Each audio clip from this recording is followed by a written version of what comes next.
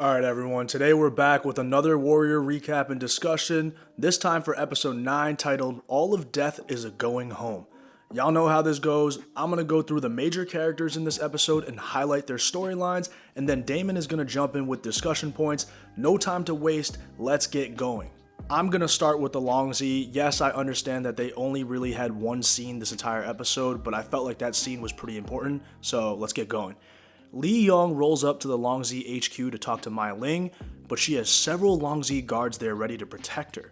Lee Young wants to speak to her one-on-one, but Mai Ling is a gaslighting motherfucker, saying things like, "We'll talk more when you're less angry." Maybe we should talk another time, when you're not as angry. Lee Young almost destroys all of the guards by himself, but he's just more hurt and broken by the entire situation. He goes up to Mai Ling and tries to touch her face lovingly, but you can tell that he just doesn't love her like that anymore. He asks Mai Ling if she thinks he would ever hurt her, and she tearfully replies, "I don't know." I don't know.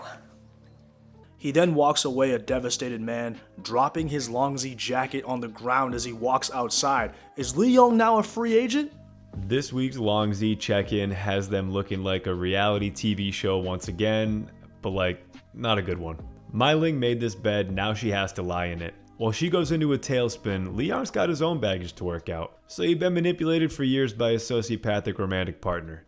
Now what? He still loves Mai Ling on some level, but like Chen said, it looks like he's taking a step back. I'm not totally sold that he's gonna detach completely. If something tragic were to happen involving Mai Ling, I have no doubts that he'd snap back into action. That's just my 2 cents on it. You know, that's just like, your opinion, man. Next up, I'm going to go with Big Bill. Usually I pair the Hopway and the Long Z together, but honestly, let's spice things up this time. Bill wakes up sore as fuck from his fight with Atwood, and Lucy tells him that people are outside waiting to talk to him. Aw shit, is this when Bill gets arrested for beating up Atwood? Nope, this time it's actually good news for Bill. Buckley is outside with officers Harrison and Stone, and he tells Bill that Atwood's in the hospital with his jaw wired shut. The other cops have said that Atwood was drunk and fell down a flight of stairs. Buckley knows this story is most likely bullshit, but whatever, does it really matter? He asks Bill if this is true, and Bill says, yeah, it's something that Atwood might do. That does sound like something he would do. Buckley then tells Bill he needs a new chief of police, and Bill has to make a decision on the spot. Lucy gives Bill the nod, and we got a new chief of police. It's a great moment for Big Bill, and he's welcomed back into the police station with open arms. Lee is there as well and offers Bill a warm congratulations. It's an awesome scene, but come on, we're men here, so all shows of emotion are immediately followed with some shit talk. All right, enough. Now back to work, you lazy cunts. Later on in the episode, Bill is part of the negotiations when Assam offers to give up the location of the plates and press in exchange for Yenmi's freedom, and that's it for Big Bill. He's a worthy chief, but let's see what he does in the season finale, cause shit's gonna be crazy. For our man Bill, one of the biggest turnarounds we've seen in a long time. This man committed assault against an officer and got a promotion. We finally rid ourselves of Atwood because of those very dangerous stairs down at the precinct.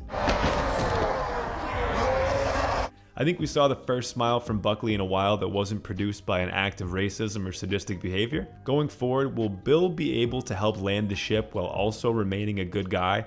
Buckley's agenda is still highly malicious, remember, and Bill had an issue being ruthless in Chinatown before. Does the heat on Chinatown cool down once the Exclusion Act passes? Does the Exclusion Act even pass soon? I don't know. We'll see how true to history they actually play it. But one thing's for sure, it's good to have Bill back in the action. Idiots. Okay, I don't know why I took that detour with Big Bill, but I just really wanted to talk about him becoming the chief. But it's time to move on to the Hopway. Let's start with Young Jun and Father Jun. It's a tough scene to start as Father Jun is in bed with a doctor looking him over. The doc says his blood is poisoned, so it's only a matter of time before he's dead. Young Jun is fucking pissed, but Father Jun has a serious conversation with him.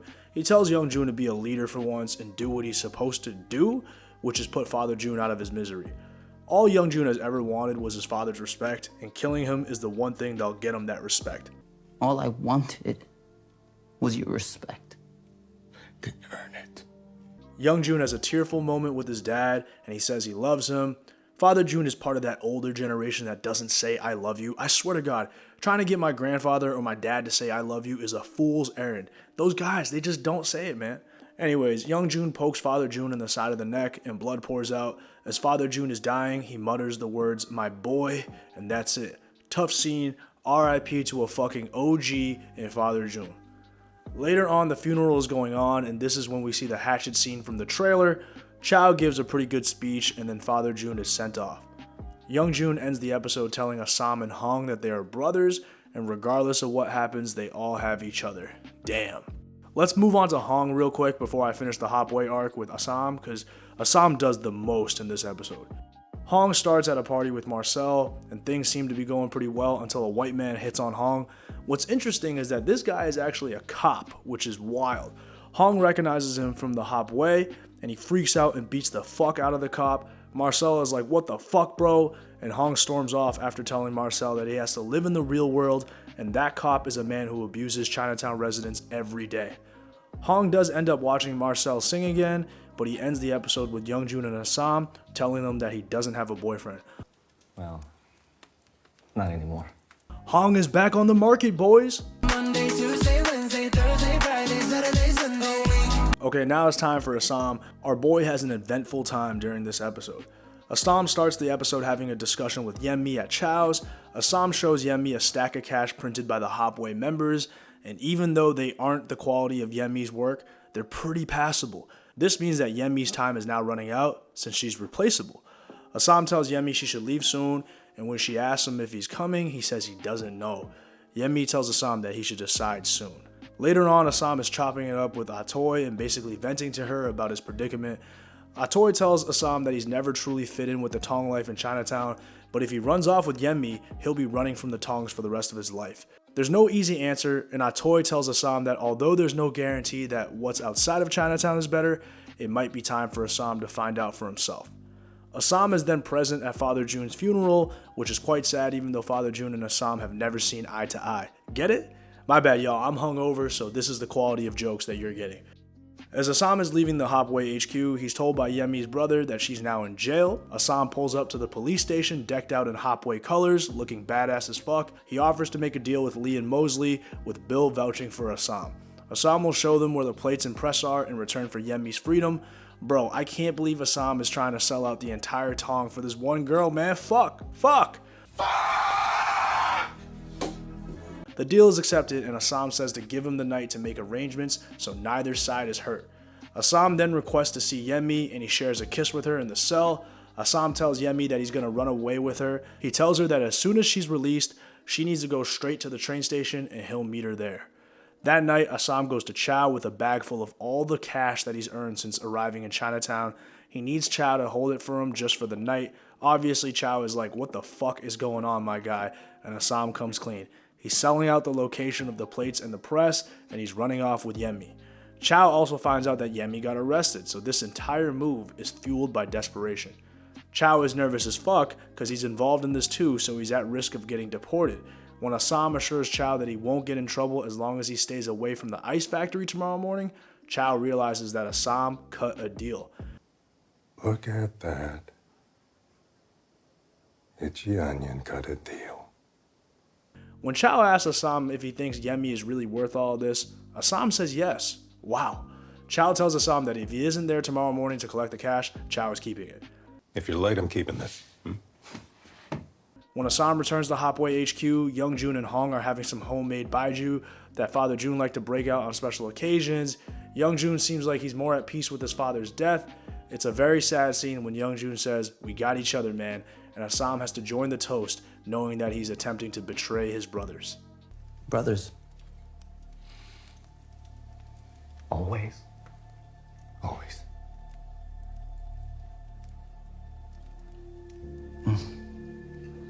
Looking over to the Hopway, the Young Jun and Father Jun saga ended with a fairly touching moment. We and many people in the comments caught the feeling that Father Jun was close to death as it was. Young Jun finishing the deed symbolizes that he's completed the full cycle of leadership change in the Tong. Don't sweat it, man. Your dad obviously had love for you, but he was raised in an era where guys just didn't really say shit like that.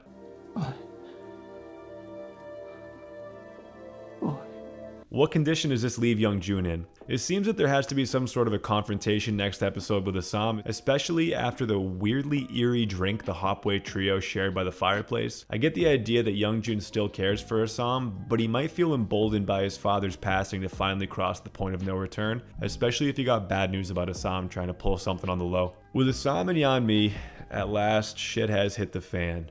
We've made many predictions this season that have been wildly incorrect. I'll be the first to admit it. No! Bear Stearns is fine! But this time we're taking some credit, goddammit. Of course Yeonmi gets caught because of her stash of fake chop. Rookie move. How does Assam make this right? Is he letting his heart do too much thinking? Definitely. But I get it. This is his flaw. Every protagonist and hero figure has one. This was one of the first times it seemed like Assam's wishes were essentially in nobody's best interest but his own and Yeonmi's, to a huge detriment. The look of skepticism from Chao says it all. It's pretty likely that Chao will call an audible and try and pin the plates on Isaac after what happened at the end of the episode, but the question then becomes, how well can they really coordinate this so that it goes off without a hitch? There are a lot of moving parts here. There are a few too many questions to answer in just one finale. It does seem likely that Yeonmi is going to get out though. Put the Vegas odds at plus 200 that a key character dies as a result of this finale. Whether it's related to the plates or not, we can't confirm. Odds at minus 4,000 that Assam throws some serious hands by the time the credits roll though. Show me the money. Hong's storyline with Marcel confused me at first because it was simply so positive. Though it wasn't a happy ending, it made sense that these two couldn't work out. As a Tong member in Chinatown, you don't get to live a charmed life. The reality of your day-to-day simply can't be related to by most, and this might also be some light commentary on how income and social class differences can mask societal divides, but those divides still exist to some extent. Hong's had enough of the fantasy land. Next up, we gotta talk Leary and Strickland, since these two guys are kind of a combo deal, and in this episode they finally start beefing. Let's start off with Leary. Leary takes the cake as the most badass motherfucker in this entire episode. He starts off hanging with Strickland at the site of his railroad operation. Strickland is still using Chinese labor, which confuses Leary since he was under the impression that the Chinese will soon be banned from the country. Strickland says that's not happening until the cost of materials comes down. He's gotta earn margin somewhere, and labor is where he can do it. This confuses Leary since he thinks Buckley will immediately start the deportation of the Chinese, but Strickland says Buckley will do what they tell him to do, and for now, allowances will be made to keep cheap Chinese labor available. Obviously, this whole thing pisses Leary off. He was under the impression that Strickland would offer jobs to the Irish. Strickland says that this is bigger than one job site. It's about the overall economic opportunity created by the expansion of the rails, and if Leary is patient, he'll become rich as fuck. Leary doesn't give a shit about all that because the Irish need jobs right now. Strickland tells Leary that once he's a mogul, he can do whatever he wants for the Irish, but in the meantime, they command double the pay for half the amount of work that the Chinese do, so there's no chance he's hiring any Irish workers. Leary looks at Strickland and tells him that, "You fucked me," and now there's beef between these two. And you fucked me.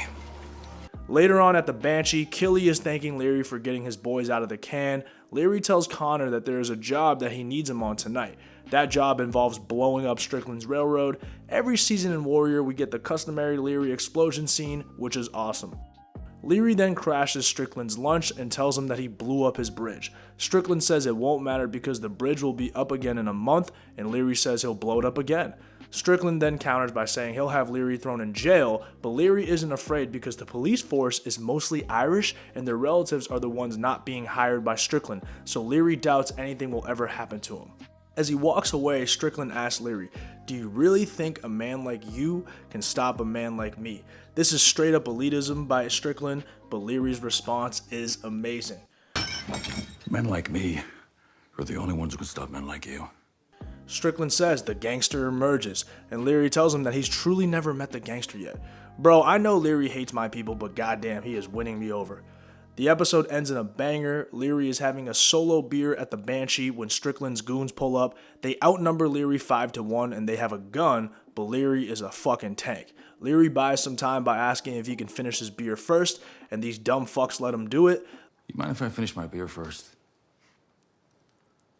Leary then makes a move and subdues the guy with the gun and proceeds to wreck shop.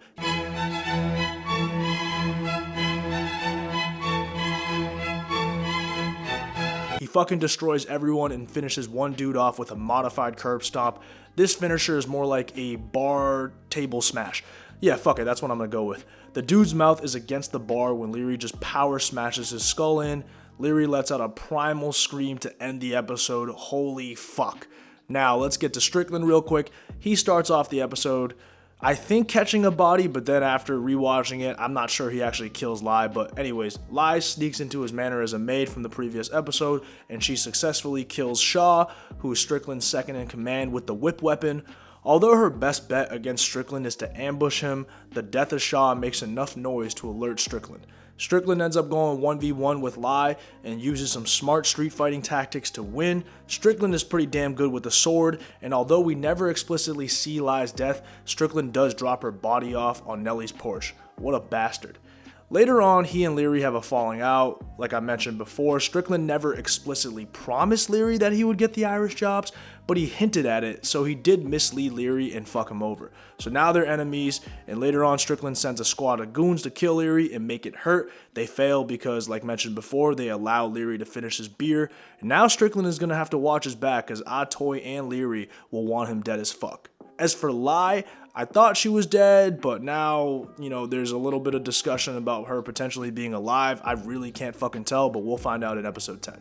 Leary, Leary, Leary. This man has woken up and he finally sees what that bastard Strickland's been up to. There's a strange similarity here with what Hong went through. And I never thought I'd be comparing Hong and Leary because their characters are so different aside from their fighting prowess. Leary finds out that the elites in San Fran really don't do much for the little guy. Strickland was simply going to keep stringing Leary along until Leary made himself a bunch of cash and forgot all about those pesky Irish jobs. Those railroad towns Strickland were promising probably wouldn't have come to fruition on a large scale until the Donahue boys were past Social Security age. As a result, we've got the real gangster now. Let me welcome everybody to the Wild Wild West, a state that's untouchable like Elliot Ness. Why did those bozos let him finish that beer? I'm not mad. Some of those strikes from Leary were unlike anything we've seen so far, and I think this path of fury continues well into the next season. I just hope he doesn't let the rage blind him and he keeps a path that actually allows him to build something, because we've seen that the whole straight gangster routine doesn't actually get him too far as helping others.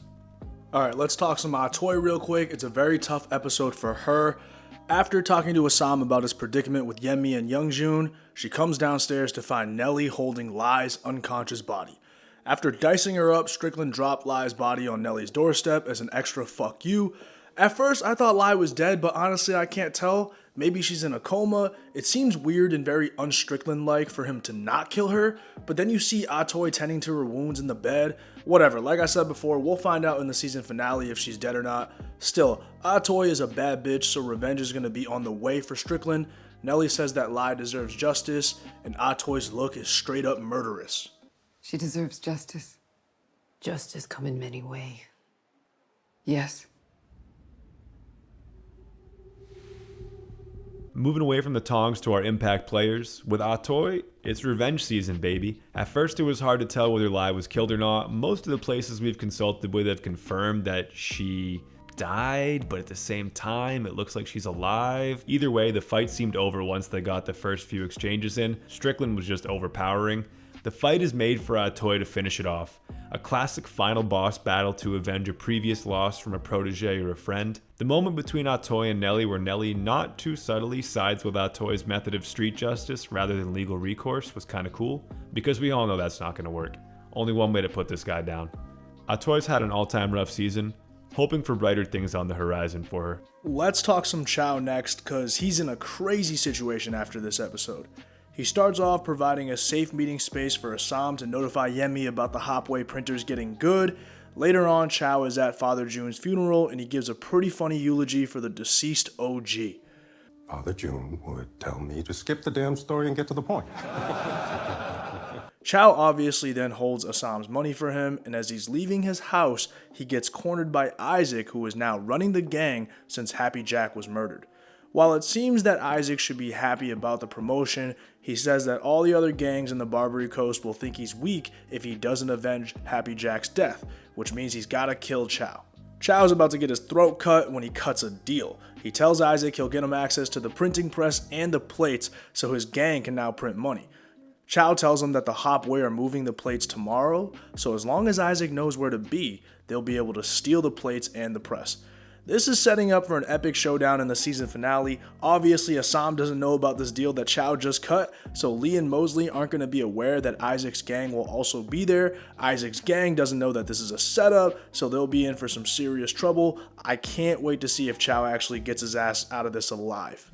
For Chao, how's he gonna set these fools up? Also, this guy has more lives than 50. He knows what everyone wants, which is a way better protective armor than anything else available in the 1870s. There's gotta be a way to set Isaac's crew up and free Yeon-mi. It seemed like Chao might make an effort to distance himself from what Assam was up to, but Isaac's confrontation actually makes it more likely for him not to sell Assam out. The only drawback to the switch up is that it's gonna be really hard not to let Young Jun know about the plan in some respect, which triggers its own huge controversy and could lead to an Assam-Young Jun confrontation, because then you have to admit to Young Jun that the plates were gonna be given up to the cops to free Yeon-mi. Chao flies too close to the sun at least 5 times per season.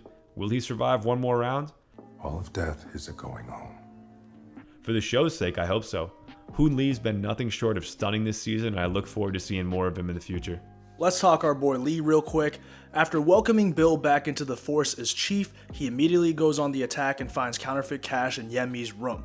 Yeon-mi fucked up, man. She should have just had a better hiding spot for that money. Don't ask me where, I'm just saying. Mosley and Lee asked Yeon-mi where the plates are, and she doesn't actually know, so she gets put in cuffs and thrown in jail. Later on, when Assam pulls up to the station to make the deal to free Yeon-mi, Lee is there and accepts the deal with a handshake, and that pretty much does it for our boy Lee. Episode 10 will be a banger because he'll be involved in the seizing of the plates and press, and it'll be straight up fireworks. Lee, I almost had to move Lee down my list of favorite characters until he agreed on the Yeon-mi deal. Man, you know there's a way you can track those plates without deporting her. Come on, Lee. You were a hopeless romantic yourself not too long ago. That being said, he probably just wants to wrap this up and get away from Mosley as quick as possible. Can you blame him? Well, now that we're all so goddamn cozy. Under the radar shout out to Lee for beating his laudanum addiction. We haven't seen him indulge since Georgia. I could be wrong, but I think our man might be 3 episodes clean. Alright, that does it for our recap of episode 9.